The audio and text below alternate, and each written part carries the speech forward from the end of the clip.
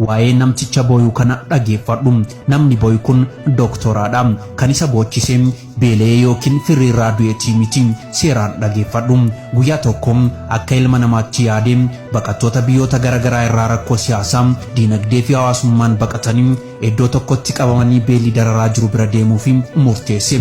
Eegas akka nama tokkotti nyaataa fi dhugaatii akkasumas wantoota garaagaraa qabatee baqattoota beelaan dararamaa jiran bira deeme. Wantoota fuudhee deemes qoodus eegale. Sana booda harka isaatiin nyaata odoo kennaa qoodaa odoo jiru daa'ima tokko kan beelli isa miidhe tokko bira gahe. Daa'imni kun beelaan baay'ee kan jedhamu caalaa miidhameetii jira.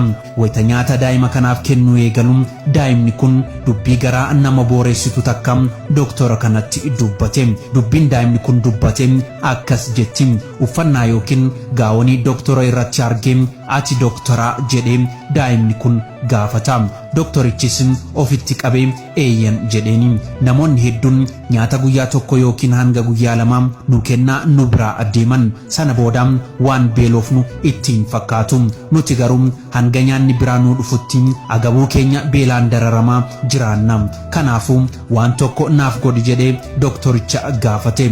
Doktorichis na gaafadhu rakkoo hin qabu waan barbaadde siif godha jedhee deebiseef. Daa'imnis yaa doktor beelli yeroo hundaa na dararee du'a irraa yeroo hedduu hafeetii jira. Kanaafuu dawaa lammata nam beelessin naaf kenni yookiin ammoo marfee beela nama irraa ittisu na waraani jedhee itti waywaate. Doktorichi garaan dadhabee ofirra taa'ee imimmaan lakku gadhiisee ba'uu jalqabe. Doktorri kun daa'ima kana qofa fayyisuuf ofitti fudhachuu ni danda'a. Kanaaf hammam keenyatu rakkoo tokko odoo nurra hin gahin yookiin hin argin ilma namaaf yaanneetii beekna. Uummanni keenya buqqee qe'ee isaarraa ari'ame jennee yeroo baay'ee dubbanna. Garuu sana booda maalirra akka jiranii fi akkam akka ta'an tokkoon keenya quba hin qabnu. Haala sooshaal miidiyaa irra deemu hubannee guyyoota muraasaaf haamilee gaariin walii birmannee wal qarqaarree turreetii jira. Sana booda maalirra jiran jennee gaafannee yookiin hubannee beekna. Kun gaafii kooti. Namoota bu'aa tokko malee uummata isaaniif hirriba dhabuun waan qabaniin uummata keenya beelaan bira dhaabbatan galanni keessan guddaadha.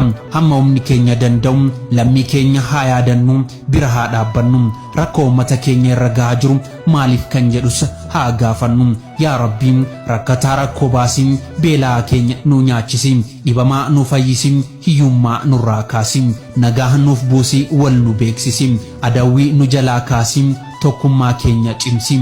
Nuti waan namaa hin tuqne kan waan kenna tuqe yaa Rabbi dhabama isa godhi.